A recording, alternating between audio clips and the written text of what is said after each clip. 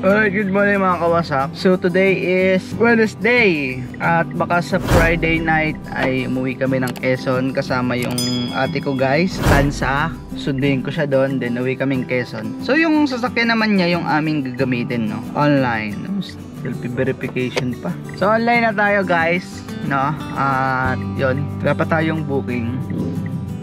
Yan, Wednesday ngayon, pauwi nga pala kami ng Friday night. Tapos, pauwi kaming Quezon. Kasama namin si Ocean, yung asa ni ate, yung husky. Tapos, yung kotse naman niya yung gagamitin namin, no, para magamit. Kasi yung asawa niya ay nasa barko na ulit. Kaya, hindi naman nagagamit masyado yung kotse. Kaya, kapag umuwi kami ng Quezon, yung kotse na lang niya yung ginagamit namin para magamit-gamit, no, para hindi siya ganong ma-stack talaga as in yung makina. Pero binubuhay-buhay naman ng ate ko yun, yung Vios na dinadala ko dati. Yun, sa ate ko yun, no? So yun yung sinasabi kong Vios sa mga review ko sa Mirage. Yun yung Vios na nagagamit ko before bago ako magkaroon itong Mirage natin.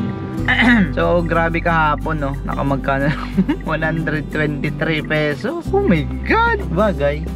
Kahapon nga pala guys is EDSA Revolution, kaya madami din yung walang pasok. Kaya hindi ako tataka kung bakit kakaunti yung mga kakaunti yung mga pasahero. So guys, 7:52, isang oras na tayo mahigit.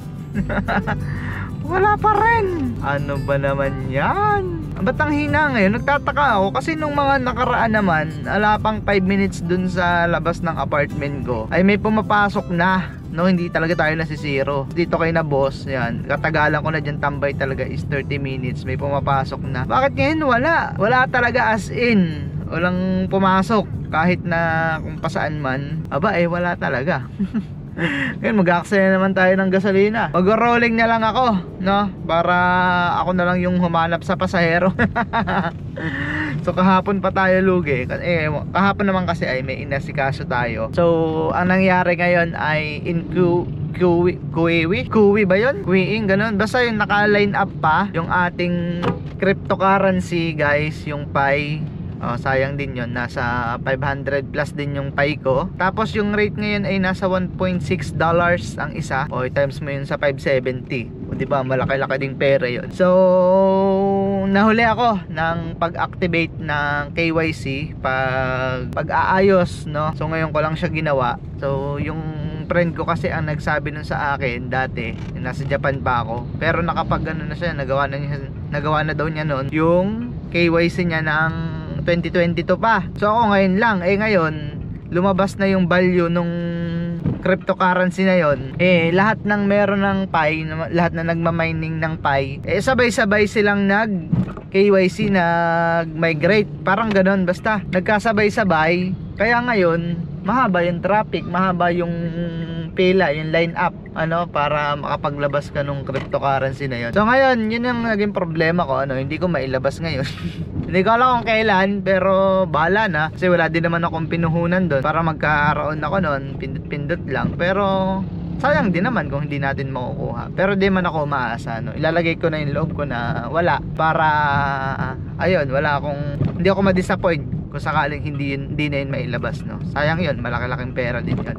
So yun nga, wala pa tayong booking. Ano nang nangyayari, grabe ka naman.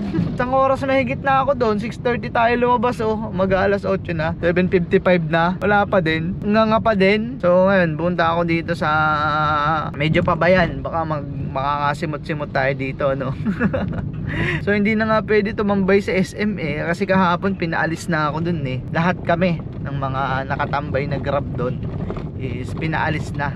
Sabi ko, patay, nagreklamo na siguro si SM na ang dami laging tambay dun sa labas na kotse, no? Kaya hindi na tayo makakatambay siguro sa SM. Sa gabi siguro pwede pa, kasi syempre mga mag-aabang lang tayo ng mga pasahero doon.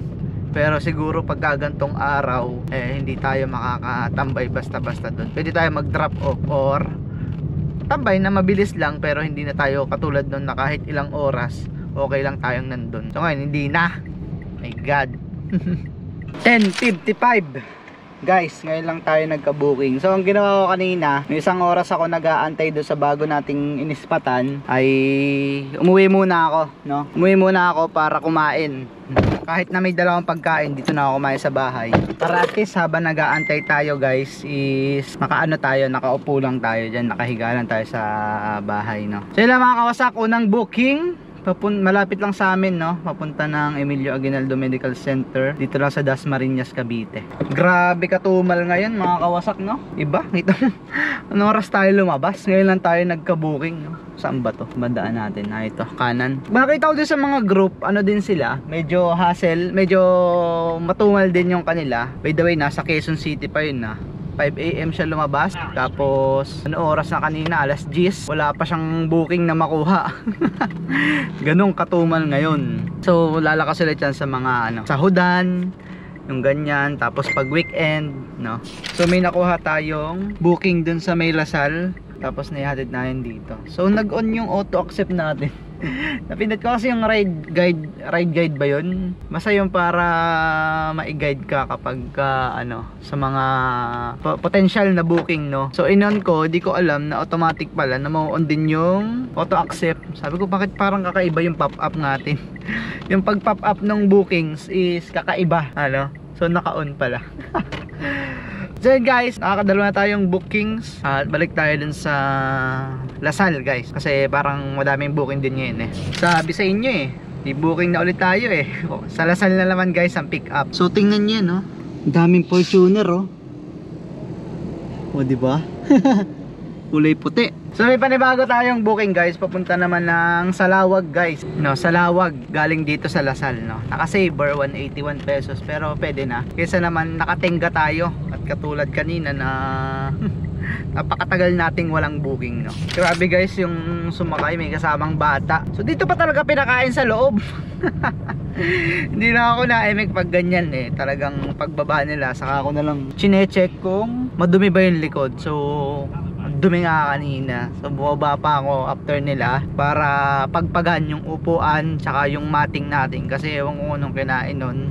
Buti nga hindi siya malagkit pero piling ko amoy matamis siya naamoy ko habang nagdadrive ako. So pinagpagang ko pa hanggang sa mating para lumaglag sa mating, tas yung mating pinagpagang ko din, no? Sa mga pasahero naman dyan guys, is wag namang na kayong kumain sa sasakyan, kasi ang hirap namang maglinis no? I mean, hindi lang naman kayo yung sasakay, pakonsuelo na lang sa driver, ano, para hindi na kami maglinis pa. Mabuti sana kung ganyan palagi na dry lang, na kaya ng pagpag, kaya ng pikpik, no? Hanggat maaari, wag naman na kayong kumain sa loob ng kotse ng inyong Grab driver guys, no? Kasi hindi lang kayo yung sasakay dyan, yun, konsiderasyon na lang. Mahirap ba yun? So mga kawasakan, dito tayo sa Salitran. Then may nakuha tayong booking ulit, papunta naman ng SM City, Dasmariñas. Hindi ko alam kung makakatambay ako dun ngayon. Sana naman pagdating dun ay may booking na ulit, no? Para kasi paalisin tayo dun o kaya or else mas worse dun is matikitan tayo, no, obstruction siguro or illegal parking, ano. So sana lang sana lang pagdating doon ay meron tayong makuhang booking agad, no, para hindi sayang yung oras natin. Grabe, sunod-sunod naman ngayon kanina walang wala, ngayon sunod-sunod. Thank you Lord. ID sir, Grab 441. Thank you sir. Hirap sa mga subdivision nag-iwan talaga ng mga ID. Buti may ID nga ako ng Grab Buti hindi pa ako nakakalimot pati. Tsaka yung ibang guard yung ibang subdivision matatalino Ang pinapaiwan nila ay government ID para sure na babalikan. Kasi pag Grab ID lang yan is, tapos may nakita silang mas malapit na exit, hindi na nila babalikan yan, kasi libre naman yung magprint ng Grab ID nandun lang naman yan sa email mo O kaya pag wala, pwede ka naman mag-request ng another Grab ID mo, ano. Kaya napaka talino nila para dun sila mag-exit ulit yung mga drivers ay yung government ID. So mga kawasakan, dito tayo sa SM Dasma, pero pinalis na nga tayo. May gwardiya na pati sa labas guys, naka shotgun, kaya umalis na lang tayo kaysa mabaril pa tayo ayun, may kasunod na enforcer bawal na talaga ay tatambay niyan. siguro doon sa kabila. Mamaya matikitan tayo eh. So, nandito tayo ngayon guys sa SM Dasmariñas, pero pinaalis tayo doon sa unahan. Kaya dito tayo sa likuran. So mga kawasak, negative na talaga tayo dito sa SM Dasma. So kinausap ko yung guard dito kung meron ba silang parking para sa mga Grab. Wala daw. Tapos mag-ingat. In-advise na lang kami na hindi naman kami pinaalis. In-advise na lang kami na mag-ingat sa mga enforcer yun, no? Na naninikit na daw yung mga enforcer ngayon dito sa mga mahuhuling, mga naka-standby dito sa SM Dasma. Yun na nga ba yung kinakatakot natin, no? Ito na nga lang tayo medyo mas kumikita, pero wala eh. Rules nila yan, kanila to eh. Kasi obstruction nga naman kami dyan. Pero nasa isang gilid lang naman kami. Pero hindi ka naman kailangan ipaglaban yan kasi nga mali na talaga kami eh. So yun lang mga kawasak. Ngayon ay ikot ako dito sa SM. Pag wala is babalik ako dun sa May Lasal. Kasi doon ay mas may chance pa akong magka-booking sa gantong oras. Kasi alauna pa lang naman 1:37 in the afternoon. Kaya may mas chance tayo dong makakuha ng booking. So dito naman is mamaya pa yan, mga 4 o'clock. Start siguro ang 3 o'clock yan. Magdadagsa na yung mga bookers dito sa SM Dasma. So mamaya na lang tayo bumalik dito, no? Dito na nga sana yung maalawang kong tambayan eh. Tapos ganito pa, no? So, wala eh. Kanila tong lugar eh. Rules nila to eh. Kakasagabal kami dun. Kaya kami ay pinaalis. So lahat, di ba nakita ko doon sa likod, meron din. Pinaalis din ngayon. So yun mga kawasakan, dito tayo ngayon sa SM Sukat. And then yun, nakapaghatid tayo dito, no? Saan ba tayo pupunta? Pinaalis tayo ng guard eh. Mag-aantay sana ako dito eh. So dito na yung daan natin sa C5 link. So nakaano na tayo sa papuntang Silang. Naka set destination plus anong tawag doon? Set destination and opportunity alert para kung sakaling may ibang way na mag-book ay makukuha natin. Natadaanan ko to pero ay kanina ang layo ng inikot ko, sarado yung kalsada. Alam ko na to pag nandito na ako sa C5 link eh. C5 road extension pala. Nako, dalawang matanda yung sakay natin guys. Mabait naman, kinuwento niya ako ng kinuwento. Ayoko pa nga ibaba eh. Kumbaga yung oras na kinain eh, hindi ko siya binibilisan makapunta doon kasi ang sarap ng kwentuhan namin ni nanay about sa buhay-buhay. So binagalang ko talaga. Binagalang ko yung andar namin. So ano oras na kami nakarating dito. So yun, kami tayo ng nasa 1.5 na ata. Yun lang mga kawasak, pa diretso tayo ng Bacoor. At so wala tayong mapagparkingan. Sayang naman. Sarap nun eh. Nagutom tuloy ako. Makita kong pinyan, didilaw. Tapos mga pakuan. Ay, nagutom ako. Sige, pag nakakita tayo meriendahan, saka lang tayo kumain. So yun guys, ang haba nga ng kwentuhan namin about sa buhay-buhay, no? So, binigyan niya pa ako ng tip. So magkano binigay? 100 din ata yung tip na yon. So kwentuhan lang, natural. Parang nga kami magkakilala na eh. Inad niya pa nga ako sa messenger eh. Eh matanda na. Pagka daw sila may lakad, iko-contact niya ako. And then ito pa, so, nagkakwentuhan kami about sa buhay, about sa parents, sa magulang. So nakwento ko na OFW ko, sinurprise ko yung nanay ko sa sa amin, yung Food Panda. Tandaan niyo ba yung guys? Yung Food Panda. Hinanap ko, kasama na sa biyahe kami, ipinanood ko doon. Iyak na iyak yung isa. Oo, galit na galit sa akin, pinaiyak ko daw siya. Yun lang, ako nga nakikinig lang eh, kasi alam ko naman na yung nangyari yon. Nakikinig lang ako eh, napapaiyak din ako kanina. Kaya yun, basta tapos ang dami pa naming kwentuhan. Yun lang mga kawasak, pabalik ako ng Bacoor dito sa dumaan sa C5 extension. Kanina ay dinaan ko sila ay sa Cavitex, tapos Sukat exit, no, para mas mabilis. Okay naman daw kay nanay eh. Magbabayad daw sila ng toll. Magkano lang kasi yung toll? 36 pesos. Kaya okay lang sa kanila. So na oras na 7:02 na. So mga kawasak, 7:02 na ng gabi. At yun, anong oras na tayo nagkaroon ng pasahero? 11, 12, 1, 2, 3, 4, 5, 6, 7, 8 hours. So ito na ating kinita. Abot tayo na Sukat kanina, 1,881. So di natin nakuha yung incentives guys kasi gusto ko na umuwi.